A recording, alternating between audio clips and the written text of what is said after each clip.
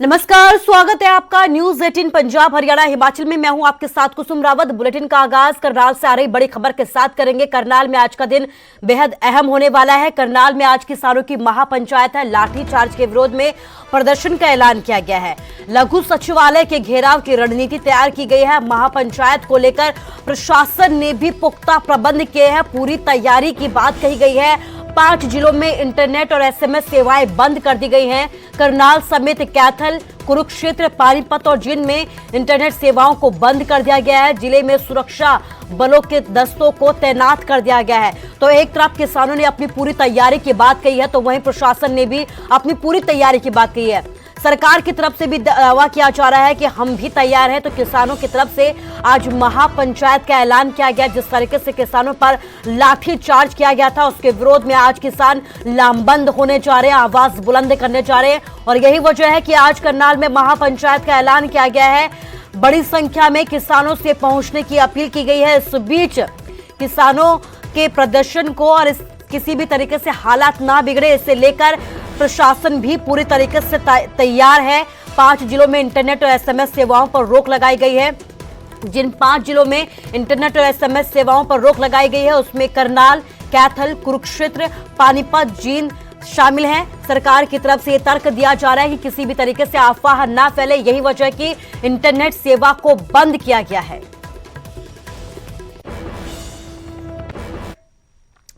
तो करनाल में आज किसान महापंचायत करने जा रहे हैं, जिससे लेकर किसानों से भारी तादाद में पहुंचने की अपील भी की गई है।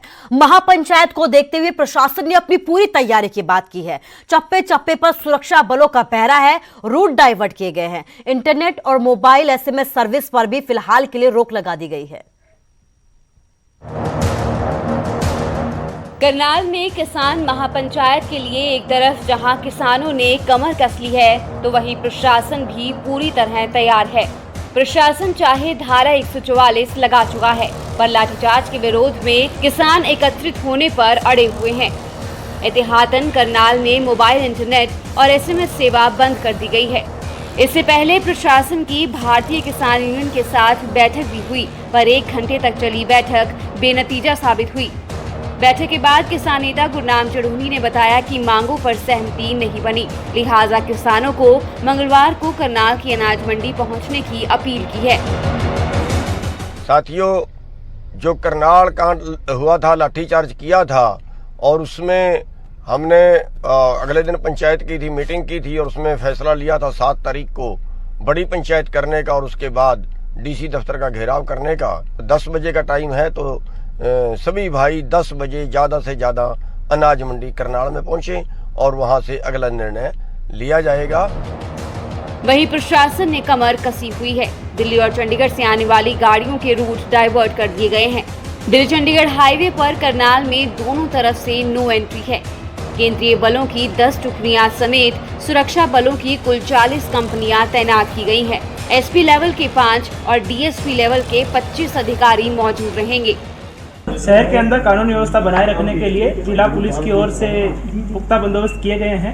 करनाल शहर, इसमें करनाल जिले की पुलिस भी लगाई गई है और बाहर के जिलों से भी पुलिस मुख्यालय की ओर से पुलिस फोर्स भेजी गई है। कोई गलत या इलीगल डिमांड करके और फिर उसके बाद अगर कोई फर्दर हाईवे जाम करने की बात करे या सेक्रेटरीट को घेराव की करने की बात करे, तो वो हम किसी भी कीमत पे नहीं होने देंगे। स्थिति मॉनिटर करने के लिए गृह मंत्री ने ADGP law and order Navdeep Virk की ड्यूटी लगाई है। इसके अलावा वाटर कैनन, दंगा रोकू वाहन का इंतजाम रहेगा। स्थिति पर वीडियोग्राफी और ड्रोन के जरिए नजर रहेगी। हमने सारे इंतजाम किए हैं। लोगों की सुविधा के लिए कुछ रास्ते डाइवर्ट भी हमने किए और सफिशिएंट मात्रा में वहां पर हमने फोर्स भी लगाई है। ADGP law and order Virk को मैंने आदेश दिए हैं कि वो खुद वहां पे रहेंगे और सारी स्थिति को मॉनिटर करेंगे, ताकि सारा जो कल का कार्यक्रम है वो शांतिपूर्ण निपट जाए। मंगलवार को किसान पहले अनाज मंडी में एकत्रित होंगे, बाद में वहां से प्रदर्शन करते हुए लघु सचिवालय पहुंचकर इसका घेराव करेंगे। लघु सचिवालय के बाहर किसान अनिश्चित समय के लिए मोर्चा लगाएंगे। करनाल से हिमांशु नारंग, चंडीगढ़ से अंकित दुदानी के साथ ब्यूरो रिपोर्ट न्यूज़ 18।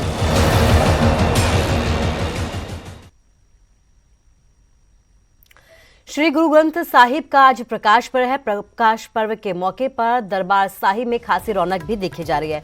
बड़ी संख्या में संगत यहां पर नतमस्तक हो रही है। संगत दरबार साहिब में विशेष सजावट भी की गई है।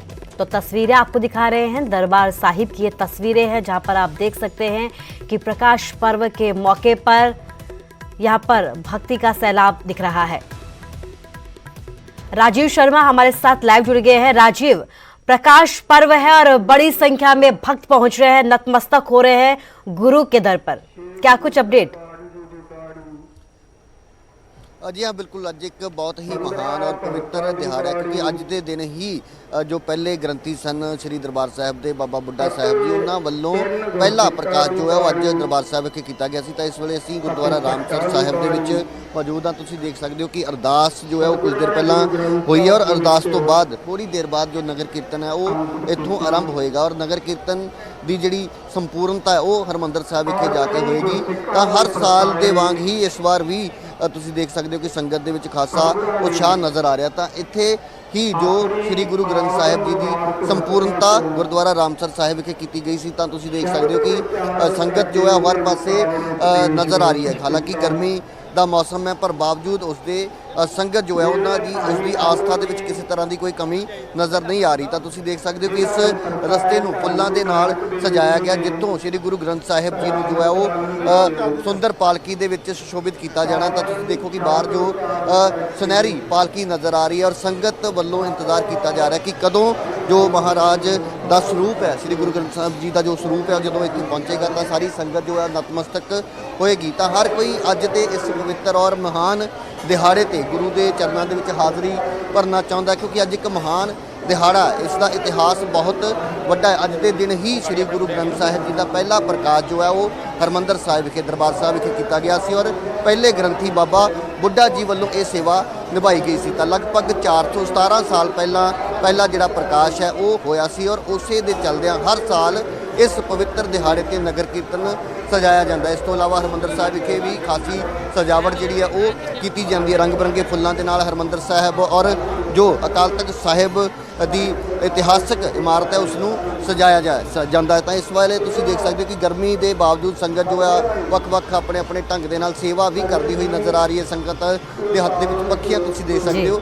तो यही कारण है क्योंकि गर्मी बहुत ज़्यादा और ये काफ़ी भीड़े रस्तियां दे विचों हुंदा होया हरमंदर साहिब विखे जाके नगर कीर्तन जो है उसकी संपूर्णता होएगी। तो तुसीं देखो कि जो गुरुद्वारा रामसर साहिब जिथे कि श्री गुरु ग्रंथ साहिब जी की जिहड़ी संपूर्णता की गई सी और इस तो बाद इसे ही तरीके दे नाल उस वेले भी जो जेकर असीं इतिहास इस बारे पढ़ीए तो उसदे विच भी ये जिक्र किया जाता कि संपूर्णता तो बाद उस वेले भी इस तरीके दे नाल नगर कीर्तन जो है वो सजाया गया सी और हरमंदर साहिब विखे पहुंचने तो बाद दरबार साहिब जो सचखंड श्री हरमंदर साहिब उत्थे श्री गुरु ग्रंथ साहिब जी का पहला प्रकाश जो है अज के दिन किया गया सी। तो उसे दे चलदियां जो हर साल अज के इस पवित्र दिहाड़े ते इस तरीके दे नाल नगर कीर्तन सजाया जाता है। हरमंदर साहिब अकाल तख्त साहिब विखे खासी सजावट की जाती है और इंतजार किया जा रहा है कि कदों इस नगर कीर्तन की जिहड़ी आरंभता वो होएगी और संगत वालों तुसीं देख सकते हो कि हर किसी के हत्थों के विच फुल ने जिद्दां ही श्री गुरु ग्रंथ साहिब जी का स्वरूप जो है वो पालकी साहिब दे विच रखण दे लई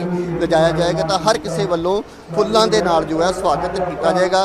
तो हुण सिर्फ तो सिर्फ इंतजार किया जा रहा है कि कदों जो है नगर कीर्तन उसकी शुरुआत होवे क्योंकि अरदास जो है वो हो चुकी है और अरदास तो बाद जो एक मर्यादा है सिख धर्म दे विच तां उस तो बाद ही कोई भी जेकर अजिहा कार्य करना हुंदा तां अरदास जो है उस तो उपरंत ही हर एक धार्मिक जिहड़े असीं कह सकते हैं कि अजिहे समागम ने भावें नगर कीर्तन होण तां उसकी शुरुआत हुंदी है। तां अरदास हो चुकी है और इंतजार किया जा रहा है कि कदों नगर कीर्तन की जिहड़ी आरंभता है वो होएगी और संगत वल्लों गुरु के चरणों के विच हाज़री भरी जाएगी और संगत वल्लों इंतजार किया जा रहा है कि वो इतिहासक तस्वीरां वो इतिहासक पल जो ने वो कदों आउणगे। तो इस वेले संगत नूं सिर्फ तो सिर्फ इक्को चीज़ का इंतजार है कि गुरु महाराज का स्वरूप जो है वो पालकी दे विच जदों सुशोभित किया जाएगा और उस पालकी साहिब के नाल नाल जो है नगर कीर्तन ਹਰਿਮੰਦਰ ਸਾਹਿਬ ਵਿਖੇ ਪਹੁੰਚੇਗਾ।